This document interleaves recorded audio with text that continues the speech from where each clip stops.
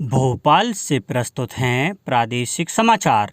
नमस्कार, समाचारों के साथ मैं जितेंद्र रघुवंशी। पहले मुख्य समाचार। मुख्यमंत्री शिवराज सिंह चौहान ने कहा, शहरों में स्वच्छता और व्यवस्था चाहिए, पर गरीबों की रोजी रोटी का सही इंतजाम सर्वोपरि। प्रदेश में एक बार फिर 27 सितंबर को चलेगा टीकाकरण महाअभियान। महाविद्यालयों में अब पुस्तकालय और छात्रावास भी खोले जाएंगे। शिक्षक प्रशिक्षण संस्थानों में 27 से शुरू होगा कामकाज और 1 अक्टूबर से राज्य के सभी 6 टाइगर रिजर्व के कोर क्षेत्र पर्यटकों के लिए खुल जाएंगे। अब समाचार विस्तार से। मुख्यमंत्री शिवराज सिंह चौहान ने कहा है कि शहरों में स्वच्छता और व्यवस्था चाहिए, पर गरीब की रोजी रोटी का सही इंतजाम सर्वोपरि है। उन्होंने कहा कि शहरों में उद्योग स्थापित हों, पर इसके साथ ही हाथ ठेला वालों के लिए भी उचित व्यवस्था हो। मुख्यमंत्री नगरीय विकास और आवास विभाग द्वारा जन कल्याण और स्वराज अभियान में प्रदेश के 24 नगरों में 1056 करोड़ रुपए की लागत से किए गए 69 विकास कार्यों के मिंटो हॉल में आयोजित वर्चुअल लोकार्पण कार्यक्रम को संबोधित कर रहे थे। मुख्यमंत्री श्री चौहान ने कार्यक्रम में 15वें वित्त आयोग की करीब 299 करोड़ की राशि का सिंगल क्लिक से 402 नगरीय निकायों को वितरण किया।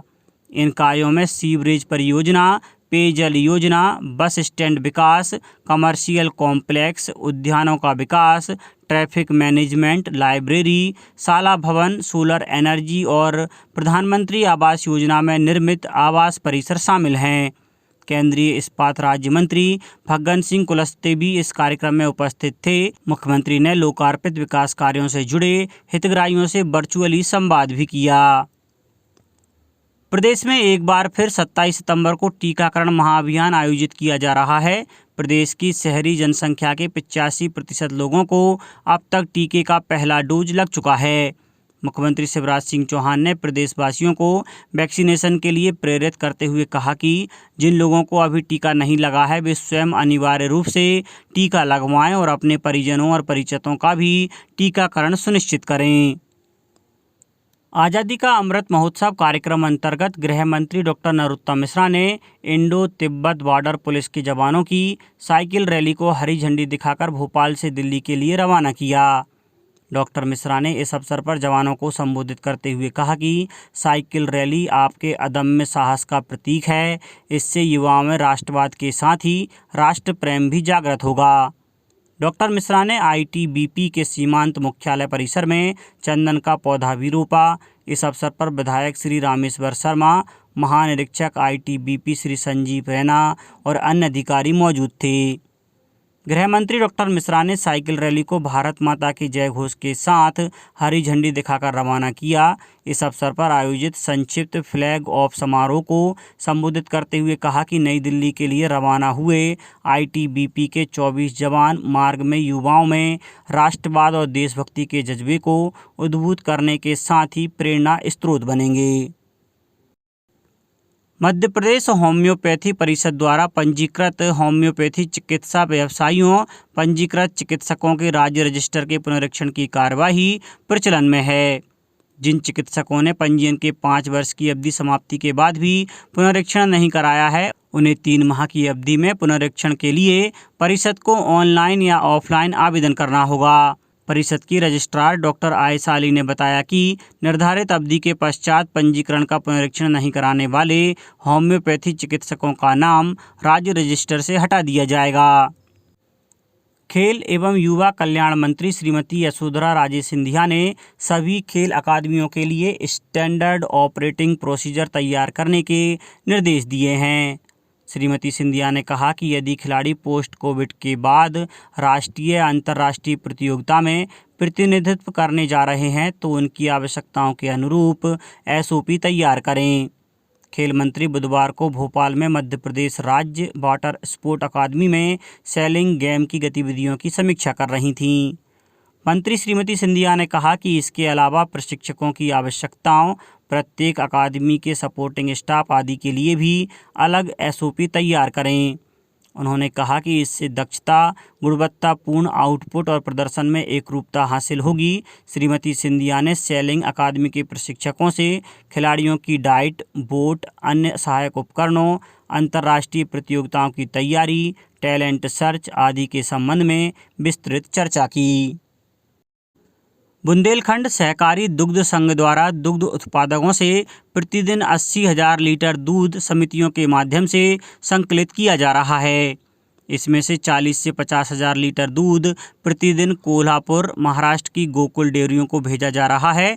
सागर में आयोजित बुंदेलखंड सहकारी दुग्ध संघ की 5वीं वार्षिक साधारण सभा में सागर संभागायुक्त मुकेश कुमार शुक्ला ने बताया कि संघ से जुड़ने के बाद अंचल के दुग्ध उत्पादकों की आर्थिक स्थिति में उल्लेखनीय सुधार हुआ है।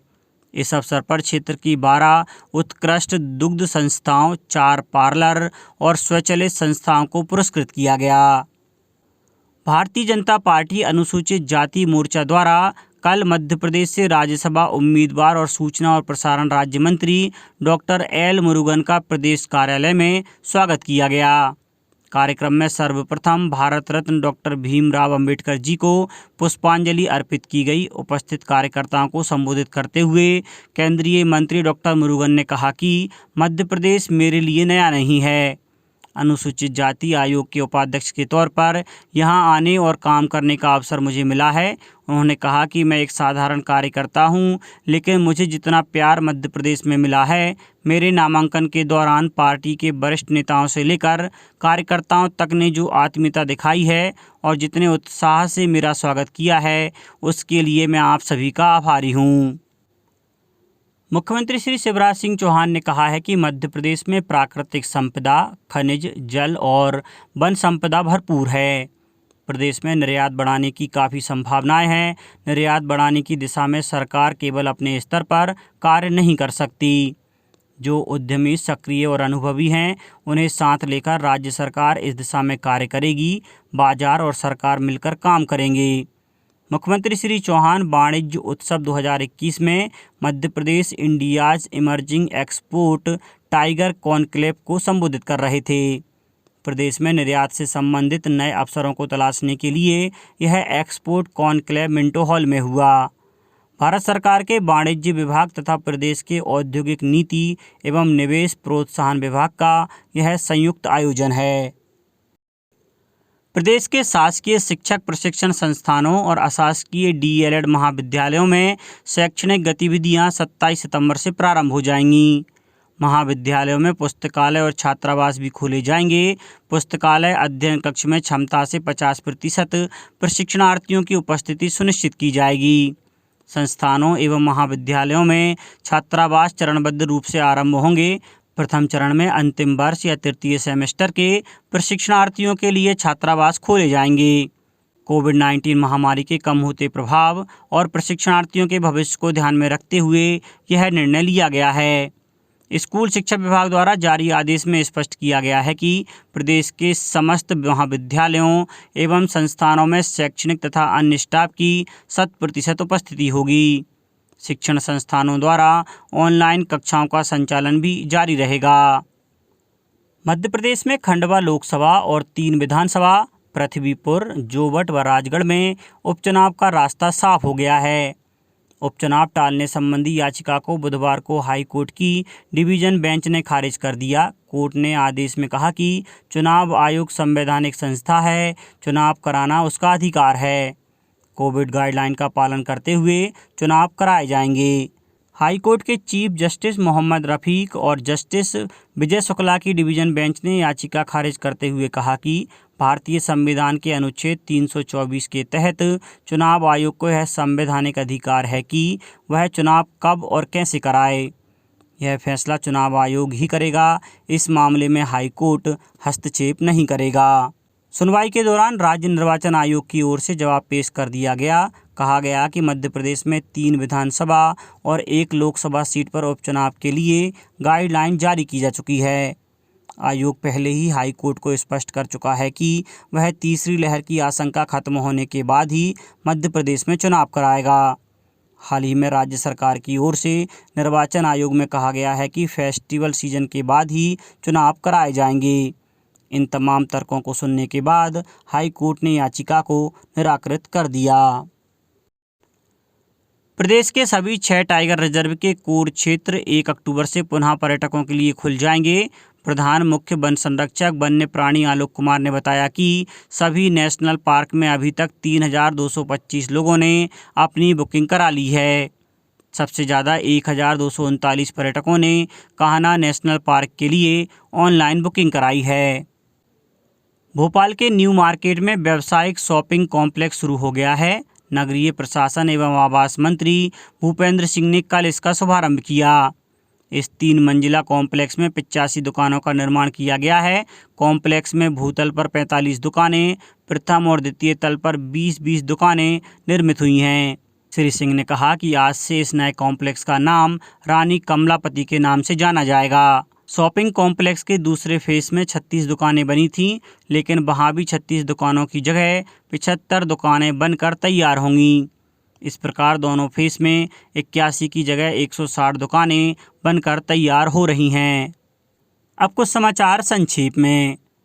नगरीय विकास और आवास मंत्री भूपेंद्र सिंह ने भोपाल शहर की सड़कों की मरम्मत का कार्य 1 अक्टूबर से शुरू करने के निर्देश दिए हैं।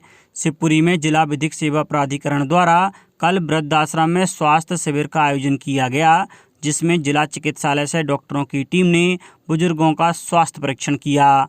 मध्य प्रदेश राज्य खाद्य आयोग के सदस्य किशोर खंडेलवाल ने निर्देश दिए हैं कि नीमच में सार्वजनिक वितरण प्रणाली के तहत गठित निगरानी समितियों की बैठक 15 दिन में आयोजित कर इससे संबंधित समस्याओं का निराकरण करें।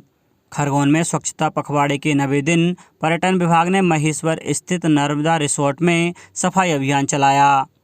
खंडवा में उप संचालक उद्यानिकी राजू बड़वाया ने प्याज उत्पादक किसानों को सलाह दी है कि प्याज फसल पर दवा का छिड़काव करें और अमोनियम सल्फेट 20 किलोग्राम प्रति एकड़ की दर से उपयोग करें। गुना कलेक्टर फ्रैंक नोबल ए ने जिला पंचायत द्वारा संचालित निर्माण और विकास कार्यों की समीक्षा बैठक के दौरान निर्देश दिए कि निर्माण कार्य गुणवत्ता के साथ हो। छिंदवाड़ा जिले में आयुष्मान भारत योजना के अंतर्गत 1 सितंबर से निरोगी काया अभियान चलाया जा रहा है। कर्नाटक के राज्यपाल थावरचंद गहलोत का 29 सितंबर को रतलाम में सार्वजनिक अभिनंदन किया जाएगा। अभिनंदन समारोह के आयोजन के लिए विधायक चैतन्य कश्यप की अध्यक्षता में समिति का गठन किया गया है। और जबलपुर हाईकोर्ट ने केंद्रीय मंत्री ज्योतिरादित्य सिंधिया के रोड शो को चुनौती के मामले में जवाब तलब किया है। मामले पर अगली सुनवाई 4 सप्ताह बाद होगी। याचिकाकर्ता डोंगर सिंह ने कोरोना का हवाला देते हुए रोड शो पर रोक लगाने की मांग की थी। अंत में मुख्य समाचार एक बार फिर। मुख्यमंत्री शिवराज सिंह चौहान ने कहा, शहरों में स्वच्छता और व्यवस्था चाहिए, पर गरीबों की रोजी रोटी का सही इंतजाम सर्वोपरि। प्रदेश में एक बार फिर 27 सितंबर को चलेगा टीकाकरण महाअभियान। महाविद्यालयों में अब पुस्तकालय और छात्रावास भी खोले जाएंगे। शिक्षक प्रशिक्षण संस्थानों में 27 से शुरू होगा कामकाज। और 1 अक्टूबर से राज्य के सभी 6 टाइगर रिजर्व के कोर क्षेत्र पर्यटकों के लिए खुल जाएंगे। इस बुलेटिन में इतना ही। घर पर रहिए, सुरक्षित रहिए और सुनते रहिए प्रादेशिक समाचार। नमस्कार।